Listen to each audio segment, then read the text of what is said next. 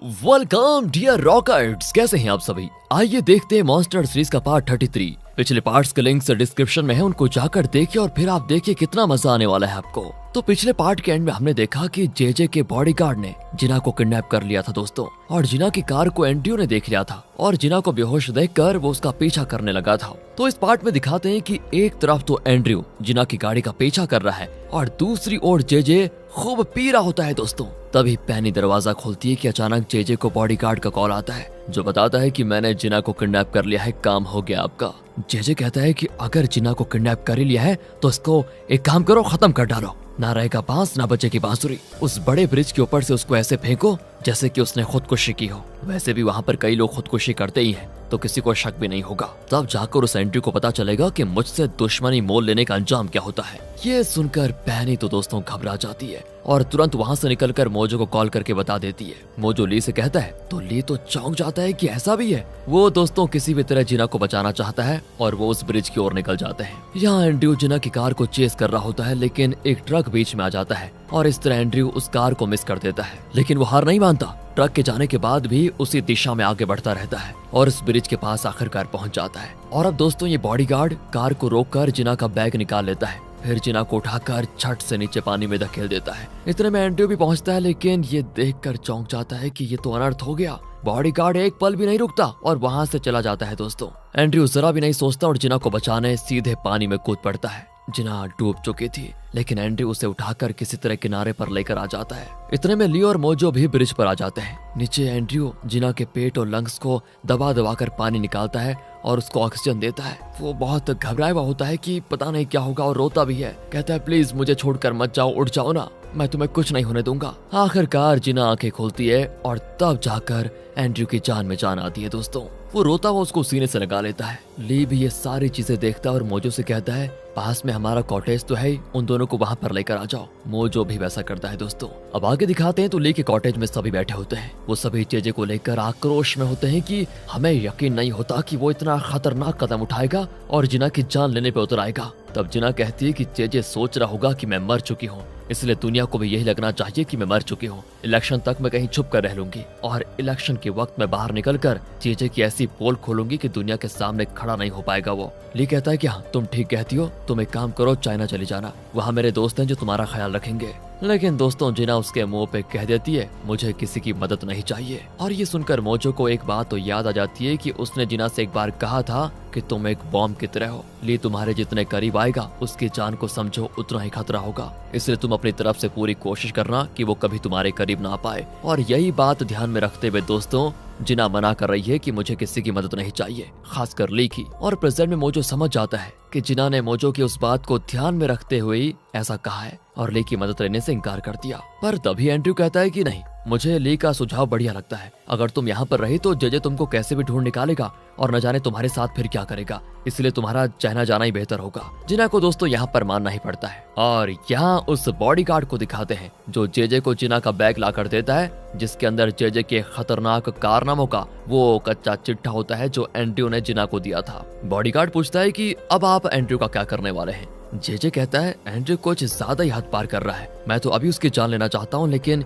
ये इलेक्शन का टाइम है इसलिए थोड़ा इसको रोक देता हूँ। एक बार मेयर बन गया तो फिर मैं उस एंड्रयू को क्या उसकी फैमिली को खत्म कर दूंगा, तुम देख लेना। दूसरी ओर दोस्तों जिना सो रही होती है। तब एंड्रयू अंदर आता है और उसके बेड के पास एक नोट रखता है जिसमें लिखा है कि तुम चाइना चली जाओगी तो तुम्हें बहुत मिस करूंगा मैं, पर तुम्हारी सेफ्टी मेरे लिए बहुत इंपॉर्टेंट है। ये कहकर वो जाने लग जाता है, लेकिन इतने में जिना जाग जाती है दोस्तों। वो कहती है पता नहीं मैं तुम्हारा शुक्रिया अदा कैसे करूं, अगर तुम ना होते ना तो मैं इस वक्त तो जिंदा भी नहीं होती। तुम्हारी ये मदद मैं जिंदगी भर नहीं भूल सकती, सच बताओ तो। एंड्रयू कहता है कि अरे शुक्रिया की क्या बात है, एक बात को तो तुम समझ लो कि तुम्हारे बिना ना मैं कुछ भी नहीं हूँ। एंड मुझे नहीं पता कि तुम ये बात जानती हो या नहीं, लेकिन यही सच है, मैं तुम्हारे बिना रह नहीं सकता। लेकिन फिलहाल तुम इस बारे में ज्यादा मत सोचो, अभी आराम करो बस, तुम्हें चाइना के लिए भी तो निकलना है। ये कहकर दोस्तों वो चला जाता है। दूसरी ओर हॉस्पिटल में चेयरमैन को दिखाते हैं जो हॉस्पिटल का खाना बड़े चाव से खा रहा होता है। वो पीए से कहता है कि तुम्हारे हाथ का बना बेस्वाद खाना खा खाकर मेरी जीभ मर गई थी, इसलिए अब मुझे दूसरों का बनाया हर खाना टेस्टी लगता है। इस तरह दोस्तों पीए को चिढ़ाते हुए वो मजे से खा रहा होता है।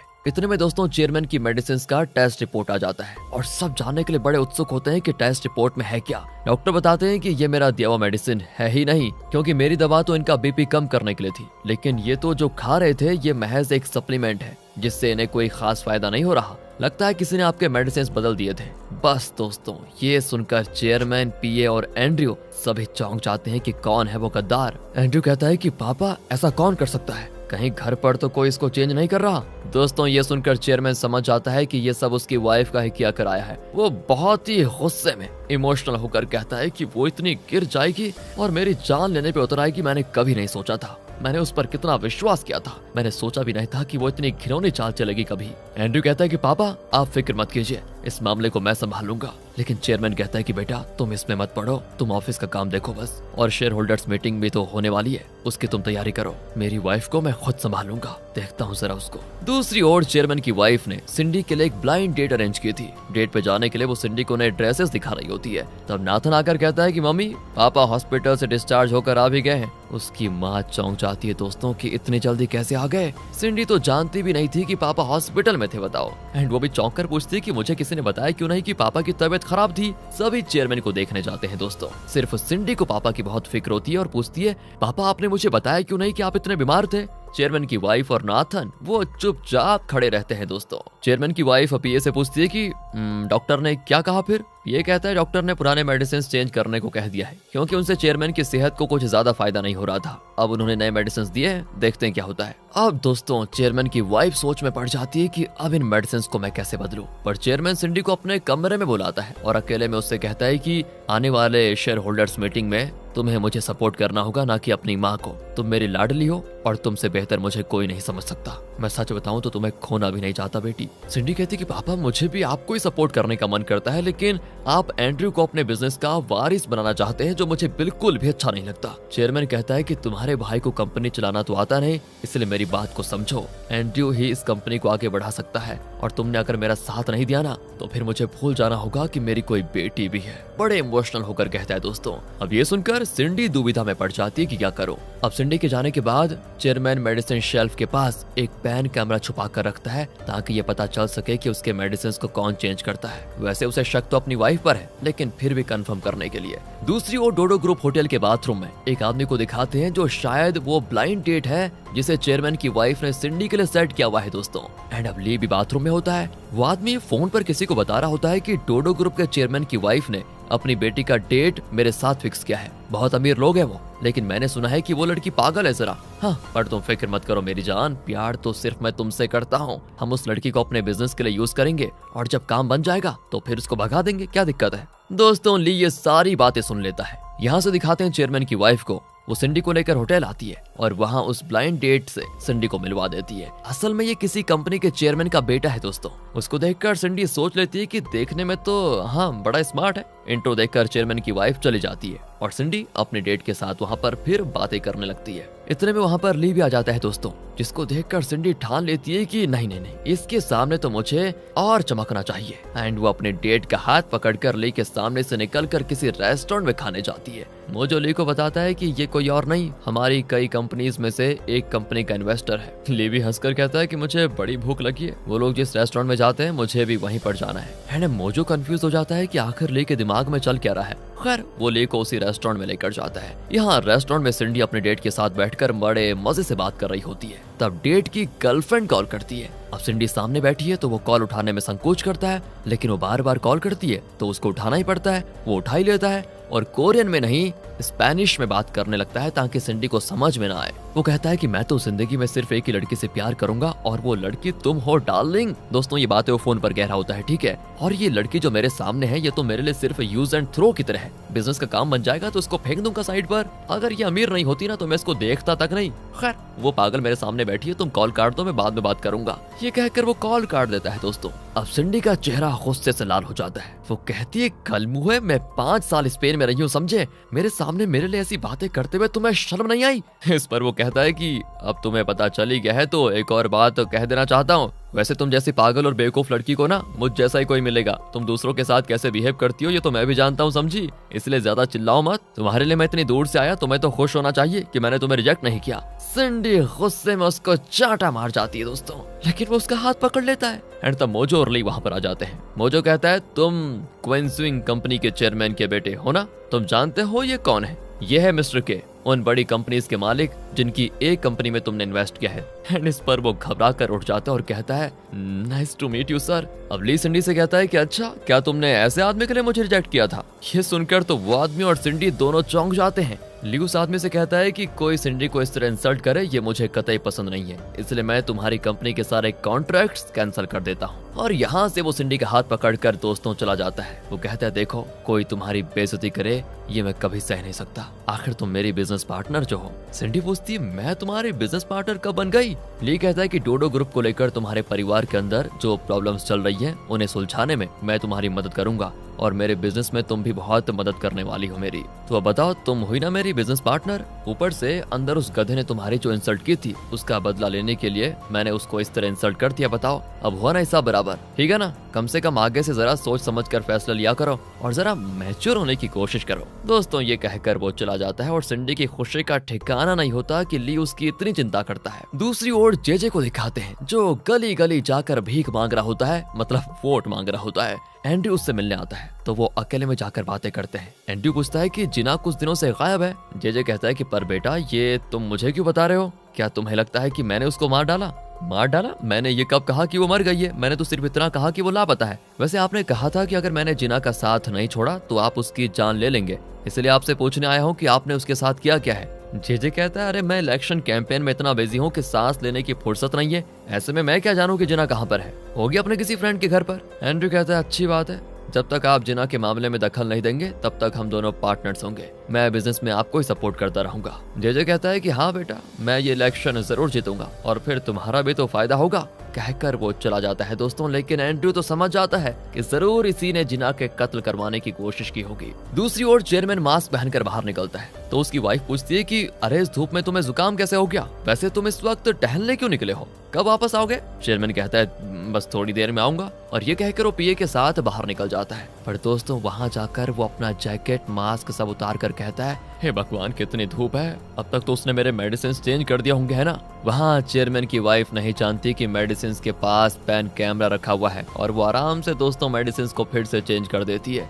जब चेयरमैन और पीए घर लौटते हैं तो वो तुरंत उस पैन कैमरे का फुटेज चेक करते हैं और इस तरह चेयरमैन की वाइफ की पोल खुल जाती है। फुटेज में साफ दिखता है कि वो मेडिसिन चेंज कर रही थी। चेयरमैन कहता है कि अगर मैंने इस पर केस कर दिया तो ये कत्ल का केस बनेगा। मैं ये रिकॉर्डिंग शेयर होल्डर्स मीटिंग में प्ले करूंगा और अपनी वाइफ को चेयरमैन की पदवी से हटा दूंगा। लेकिन दोस्तों यहाँ फिर भी वो अपनी वाइफ को एक और चांस देने का फैसला करता है और उससे बात करने जाता है। वो कहता है कि देखो अभी भी वक्त है, तुम चेयरमैन की पदवी से हट जाओ और घर पर रहो आराम से, मुझे खुद चेयरमैन की कुर्सी संभालने दो तुम। और वो चिल्ला देती है कि तुम मर्द औरतों को समझते कहाँ हो, मैं घर पर क्यों बैठू है, तुम बैठो घर पर, मैं चेयरमैन की पदवी तुम्हें दूंगी ही नहीं। कहकर वो गुस्से में चले जाती है दोस्तों। एंड अब चेयरमैन को भी गुस्सा आ जाता है भाई कि ये ऐसे तो मानेगी नहीं, मुझे उस फुटेज की मदद लेनी ही पड़ेगी। दूसरी ओर जिना चाइना जा चुकी थी और ग्रे उसके साथ होता है दोस्तों। वहाँ वो जेजे के खिलाफ सारे एविडेंस तैयार करने लग जाती है। एंड्रयू और जॉन अब एक रेस्टोरेंट में बैठे होते हैं। जॉन पूछता है कि तुम्हें जिना इतनी अच्छी क्यों लगती है, मतलब उसमें तुम्हें ऐसा क्या खास नजर आया जो तुम उसके इतने दीवाने हो गए हो।